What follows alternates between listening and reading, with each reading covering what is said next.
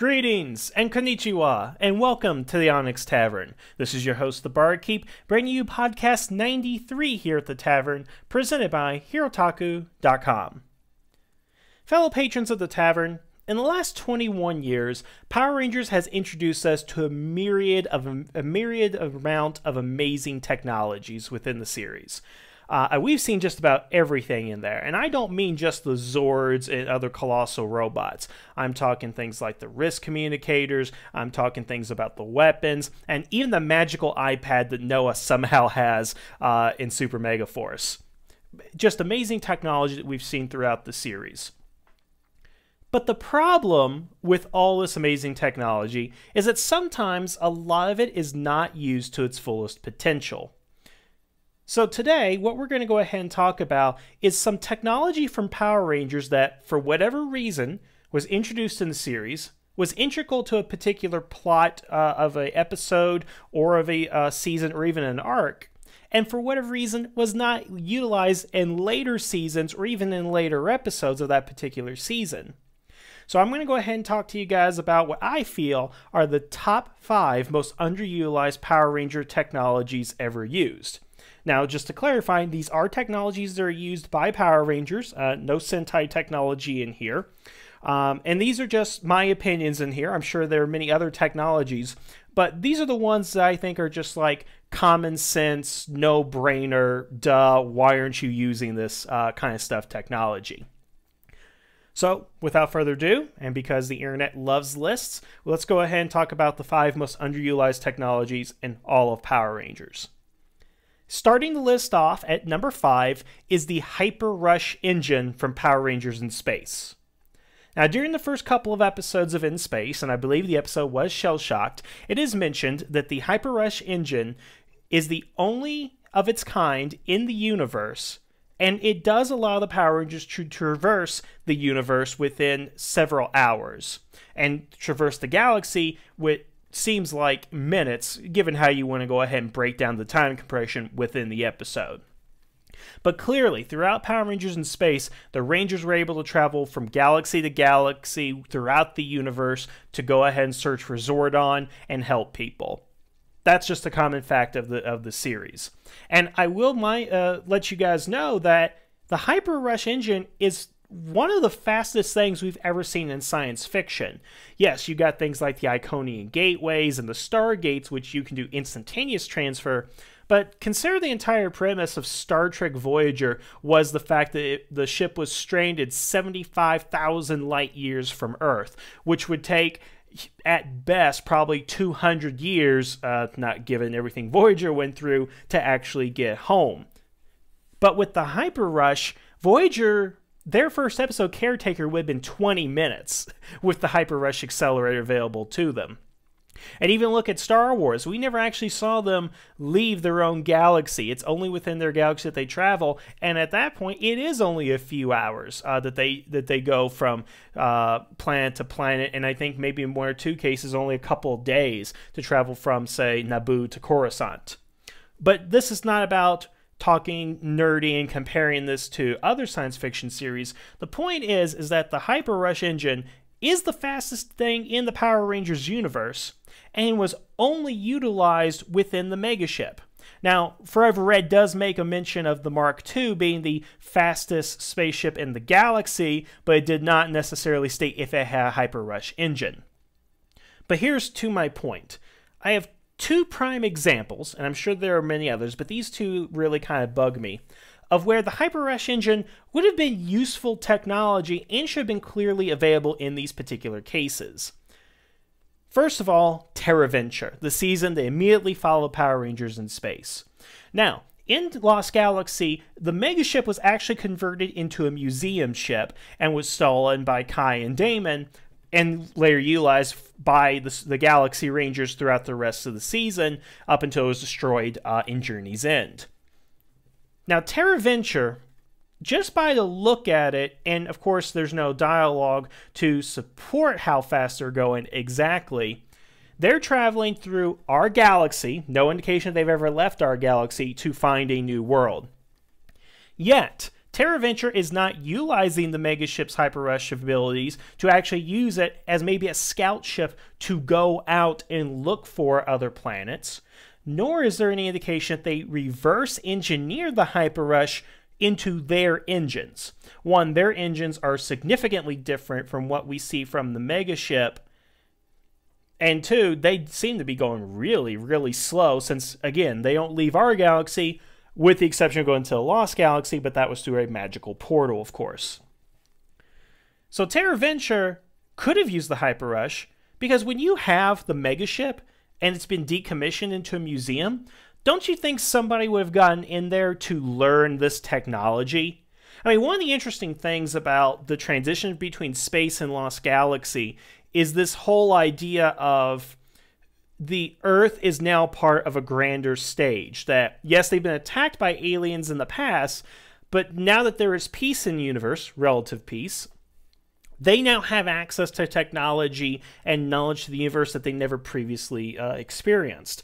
And Lost Galaxy is Earth's first attempt to go out into the universe and really kind of make their presence known. That's the feeling that I get from that particular series. But you would think that they would have used the technology available to them. Now, Linkara theorized that TerraVenture was built using reverse technology from the Dark Fortress, because the Dark Fortress was landed on Earth by Andros. So let us make the assumption that they reverse engineered the Dark Fortress. But let's also say, if they're going to do that, why not the megaship, particularly since it was donated to them? Now, there is some behind-the-scenes material that indicate that TerraVenture is being built for several years, because Leo states in a Fox Kids magazine article that he saw them construct it as he was a child. So one could argue that TerraVenture was not compatible by the time it was designed. Nevertheless, they could have still used the megaship in its hyperrush engine. Not to mention, let's talk about the future of Power Rangers, which leads me into my second example, which is SPD. It is made clear in SPD that Earth is part of a grander network of other planets and coalitions, whether it's something like the Federation or the Galactic Republic, never really specified. But there are several occasions in which Earth comes under attack, or the Rangers need to go somewhere, and there is a considerable amount of time that it takes for the Rangers to get there. Or, as Commander Fowler stated, we don't have the time to send reinforcements to send you. We can't get there in time to go ahead and help you. Which I think is a very curious statement, because you can look at this one of two ways. Either A, Future of SPD did retrofit the Hyperrush engine or incorporate it into their technology, but they're just like 12 galaxies away and they just can't get there in time, which I guess would be reasonable. Or they never used the Hyperrush to actually develop into their technology. Because otherwise, if you are within the same galaxy, which all indication seems to be that SPD works within the Milky Way galaxy, because they even mention there's a SPD establishment on KO-35, and KO-35 is where the Hyperrush came from, and you would think that the KO-35 people know how to make the engine. The only reason I suspect it's the only engine is because the rest of their ships were destroyed by Dark Spectre, and the Astro Megaship is the only one that survived. But to SPD, it seems that a quarter of a century after the Megaship is used in Power Rangers in space, they're not actually using it anymore. And if you want to argue they found something faster, well, then why does Commander Fowler say, we can't get there in time? We're not going to get there to go ahead and help you. It's not going to be fast enough. So that's just one technology right there that I find... I just find it odd that they have it and they never used it after In Space and Lost Galaxy. And there's really no indication they used it in Lost Galaxy when the Galaxy Rangers had the ship. I don't recall it ever going to Hyperrush velocity, but, you know, maybe there's an episode out there I'm not thinking about. So at number 5 is the Faster Than Light ability from the Hyperrush. Number 4 is actually kind of interesting because this was introduced early into the series but is not part of anything today, and that is Teleportation. So within the Zordon era, and a little bit into the post-Zordon era, we had teleportation abilities. I suspect that teleportation was originally developed for the Power Rangers series, much in the same way the Transporter was developed by Gene Roddenberry and crew for Star Trek. Now, as a little history lesson, in the original Star Trek, the original plan was to have them go down shuttles every week, but the budget wouldn't support that. So, to counter that, they developed the idea of the Transporter, which you can instantaneously transport matter and people to any location that you want, thus allowing Star Trek to do that on the limited budget that they had. And I suspect the same is true for Power Rangers, because if you actually look at its counterpart Zyuranger and other Sentai around the time, you know, they would just go there in vehicles and motorcycles or on foot or however they would get there. Teleportation was not something that was used in Zyuranger, but it was developed for Power Rangers. And I assume it's under the same circumstances that they didn't have maybe the budget to do too many outdoor scenes, or they didn't have the motorcycles available to replicate the dino bikes and so forth. The teleportation was a necessity of the first season to save on budget. And as we got along in Power Rangers, you know, second, third season, Zeo, Turbo, teleportation was still a thing. It became a staple of the series. We got to In Space, they were traveling around in the Megaship and the Galaxy Gliders, but teleportation was used a couple of times. Notably, again, Shell Shock, when they actually teleported the turtles on up with them. And in early episodes of Lost Galaxy, teleportation was used amongst the Rangers. But as we got later into Lost Galaxy, Lightspeed Rescue, Time Force, and so forth, teleportation just really isn't a thing anymore. Yeah, they teleport a couple of times in Mega Force and Super Mega Force, but it seems in later seasons they're always using vehicles of some sort, or they're just going on foot, which would justify why we have all these motorcycles and stuff. But I wonder, why isn't teleportation used today? I mean, obviously, it's going to save a lot of money on production. Again, you got motorcycles. You have to pay for the stunt people. You have to pay for the motorcycles themselves, their upkeep, their gas. And I'm not saying anything like I don't want to see motorcycles in Power Rangers. I just think that from a purely technological point of view, teleporting is far superior than any vehicle that you've had. And going back to the Hyper Rush, we've actually seen in Power Rangers, Mighty Morphin in particular, that the Rangers are able to teleport from planet to planet. Now that's something that's not particularly done in Star Trek when you have the transporters, and very few shows that introduce teleportation can have you actually go that big of a distance. So when the Power Rangers are able to transport to Edenoi in the third season, I mean, that's light years away, but they were able to do it within a matter of hours. That was no big deal to the Power Rangers. But then when you get to seasons like, you know, say Dino Thunder, first of all, look at Dino Thunder, for example. What was one of Mesogogs' greatest tactical advantages? The Invisiportals, the ability to transport instantaneously his minions and troops to any location within Reefside. And what do the Power Rangers have in that season? They have motorcycles and living raptors, which were never utilized that much. I mean, I don't know what Tommy's technical expertise is, or if he still has access to teleportation, which, by the way, Billy was able to activate the teleportation system from the command center by accident when he was coming up with the risk communicators. But you would think that Tommy would have had found out some way to incorporate teleportation into his technology, right? When he was creating Rangers, he could call Billy and say, Billy, dude, how do you teleport? Can you help me with this? You think that's something they would go ahead and do. SPD, we never saw them use teleportation. They had to use ships just like everybody else. Now, there are a couple of shows where, yeah, I can understand they can use teleportation. I mean, for example, Lightspeed Rescue. Yeah, I can believe they didn't have teleportation because it's really Earth's first Power Ranger team that was made by humans and not wizards from other dimensions and so forth. But when you get to Time Force, they have technology from the year 3000, yet they still transport Rancic in a semi-truck in the first episode, which takes place in the year 3000. And even when the Time Force Rangers go back in time, They don't have teleportation technology. So why was teleportation introduced as a staple within the series? Again, probably out of necessity. But as we get in the future Power Ranger seasons, it's all but abandoned. That teleportation is no longer the thing, that all the Rangers are essentially going on foot. And again, you can argue that a couple of teams would not have it, but there are a lot of teams that should. Again, Time Force should have it. I firmly believe Dino Thunder should have it. SPD should have it. Mystic Force should have it. Yes, they teleport through trees and all that, but then you have to go find a tree and hope it takes you to the right spot. I'm just saying that teleportation is extremely useful and provides a great tactical advantage, yet it was never really utilized past Power Rangers in space. So I just kind of like an explanation on that from both in-universe and, of course, out-of-universe because, hey, teleporting was cool, right? All right, coming in number 3 on the list is telepathic Zord control.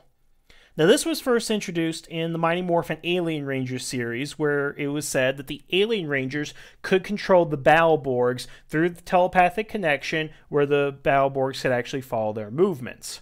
Now, this technology was actually introduced even earlier than that, now to come think about it. In the Tiger Zord, Tommy had the ability to have the Tiger Zord follow his movement. So if he would punch, the Tiger Zord would go ahead and punch. Not necessarily remote controlling, but something that he was able to achieve within the cockpit. When the Alien Rangers came a year later, the beauty of what they were doing is that they would be on the ground, away from the battle. The Battleborgs would follow their commands and do it, and the Alien Rangers are safe out of harm's way wherever they are. But beyond the Red Battle Zord, which utilized some Equation technology, but Tommy still had to be in the cockpit, I've never seen another Power Ranger Zord in which you could remotely control it telepathically. And we have seen Zords in Power Rangers where you can control remotely, or it seems to have a mind of its own.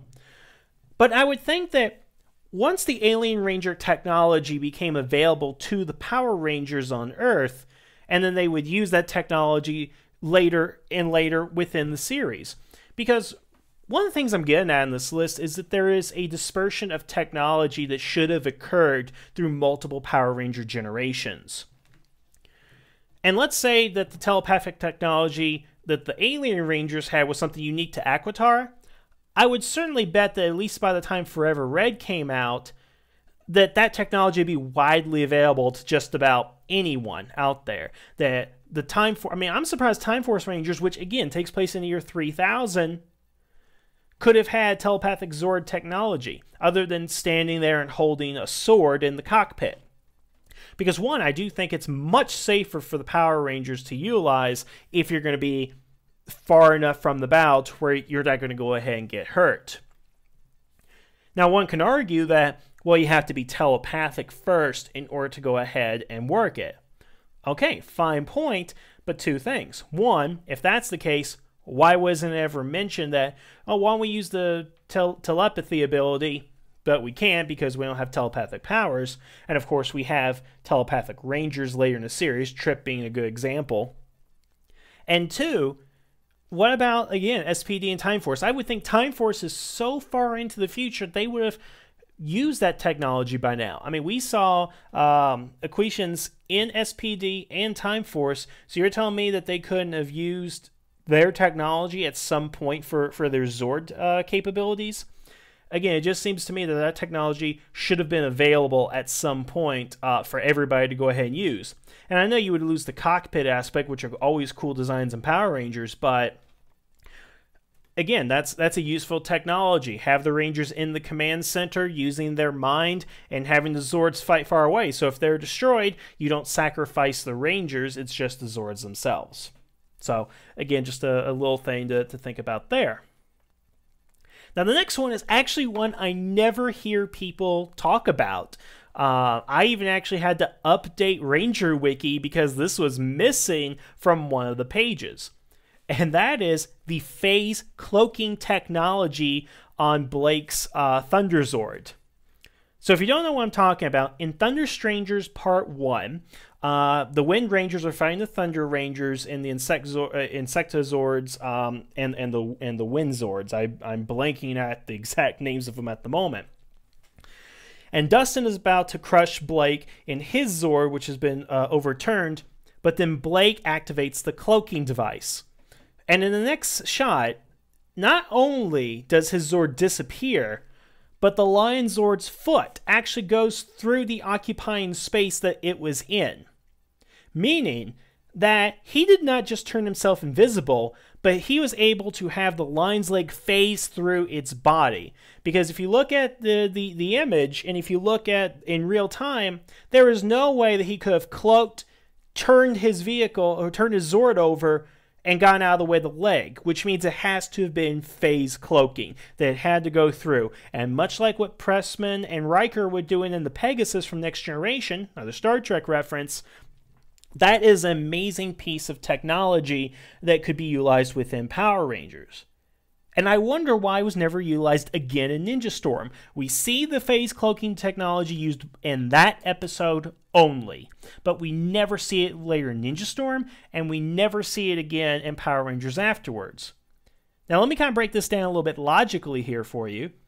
Consider that the Thunder Zords of Ninja Storm were constructed independently of Cam and Sensei Wanatabe, meaning that somebody else had developed the technology, likely the Thunder Ninja Academy. When the Thunder Ninja Academy was taken over, Lothar brought in the Thunder Rangers and used them as his pawns.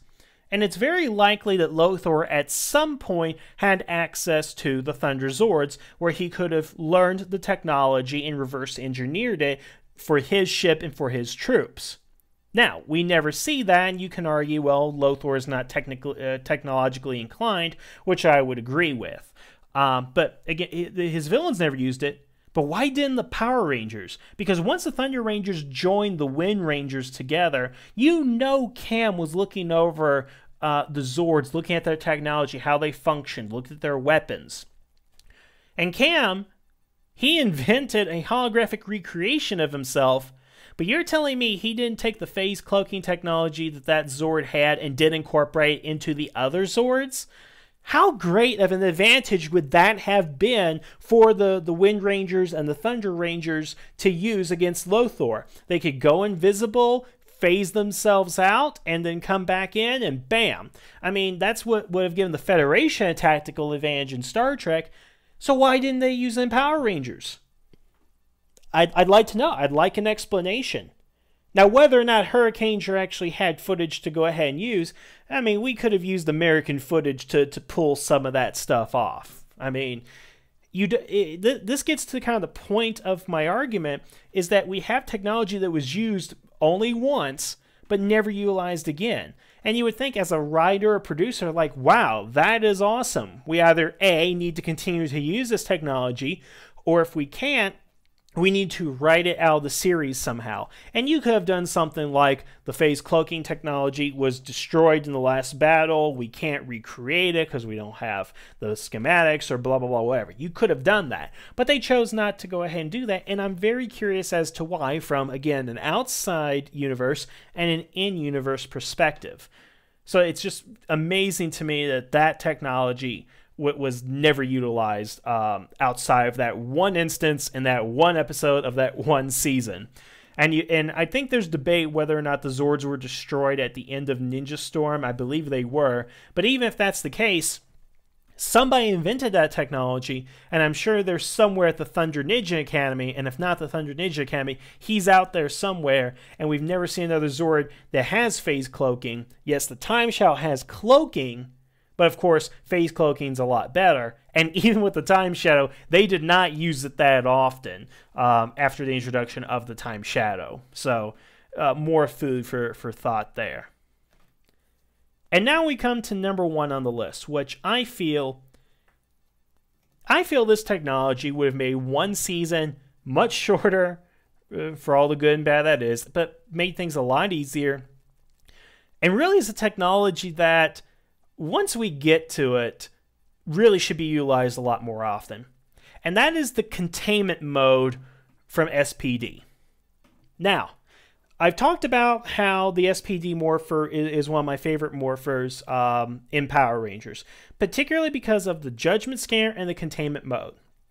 So whenever the Rangers will fight an enemy, they will basically defeat him, whatever, weaken him down, use the Judgment Scanner to tell if he is guilty or not, and if he is guilty, they will capture him into a playing card.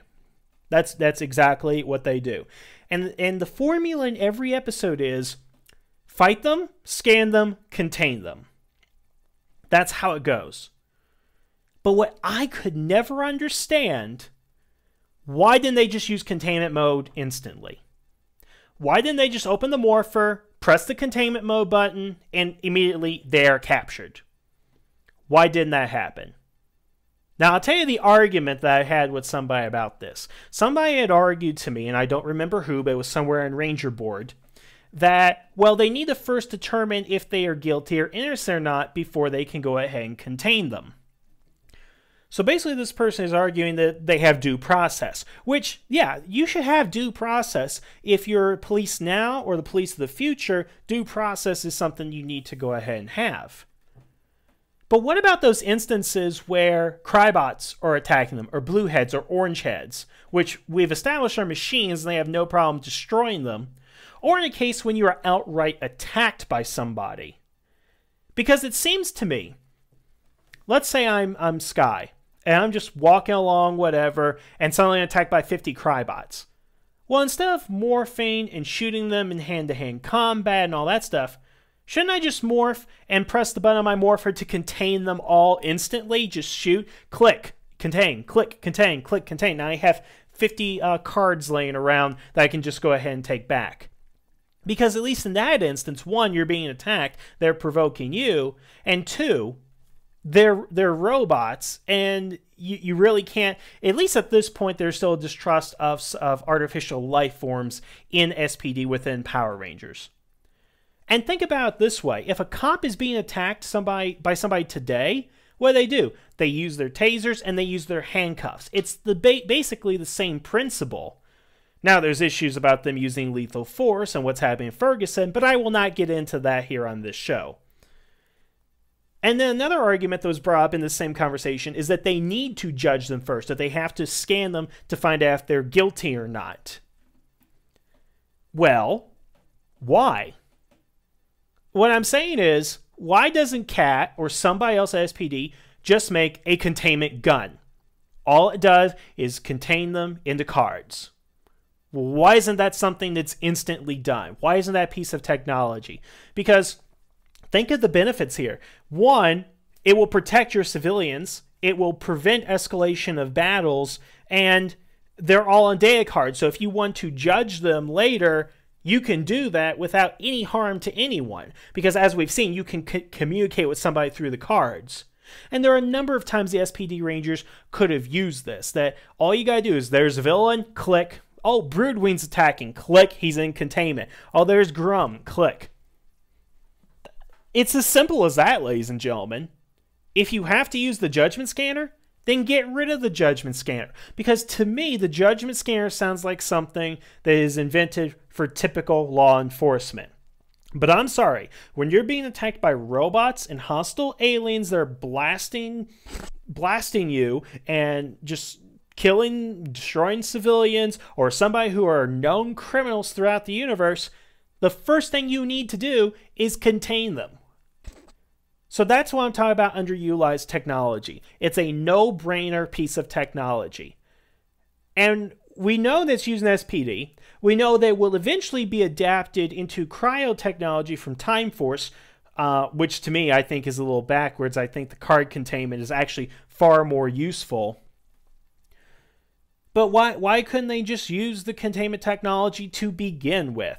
And yes, you can argue due process and all that, but there are a number of instances in Power Rangers, SPD, where all they had to do was contain them. I don't think you put Crybots on trial. No, just contain, contain, contain. That saves you all the hardship of having to actually fight them. And yes, it would have probably made SPD boring, but the problem is you invented a piece of technology within the series, because the containment thing is unique here. You invented it, but you did not use it intelligently. That's what I'm talking about. All these pieces of technology, they are invented, they serve their purpose in the plot, but are never used again. And that, I think, is a very egregious error. And it has really nothing to do with, you know, it's common sense, people. That's what I'm trying to go ahead and say. Containment, phase cloaking, remote telepathic connection to Zords, teleportation, faster than light travel.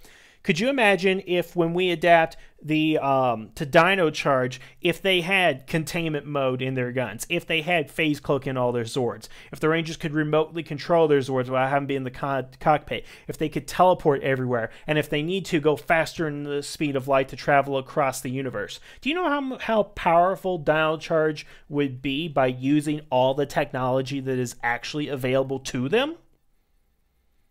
Yeah, maybe 3 episodes long, but they're fighting smart. And as a writer, you should be able to take this type of technology that you've developed in your series and find a way to write good stories around them, not without them. So that's kind of my soapbox for today. So I want to thank you guys for listening to me, and I would really like to hear your comments on, first of all, these 5 pieces of technology that I mentioned, but is there any other technology that has been introduced in Power Rangers that has not been utilized properly within the series? So leave your comments below. I look forward to reading them. Otherwise, I want to thank you guys for listening to me tonight, and the tavern is now closed.